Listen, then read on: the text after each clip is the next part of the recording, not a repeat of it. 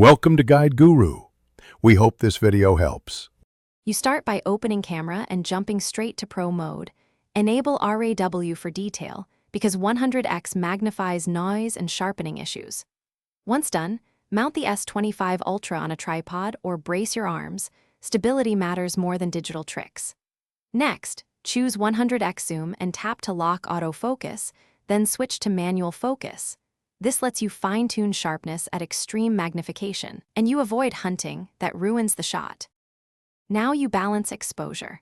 Drop ISO to the lowest usable value to reduce grain, and raise shutter speed enough to counter any movement. Remember, 100x amplifies tiny shakes. Then zoom into live view and use the manual focus wheel until critical edges look crisp. This is why you locked AF earlier. Make sure exposure compensation is locked, and consider bracketing several frames at different exposures to secure a clean, usable image. Finish by capturing multiple frames because selecting the sharpest one in post gives the best result. Shoot RAW so you can recover detail and color without artifacts.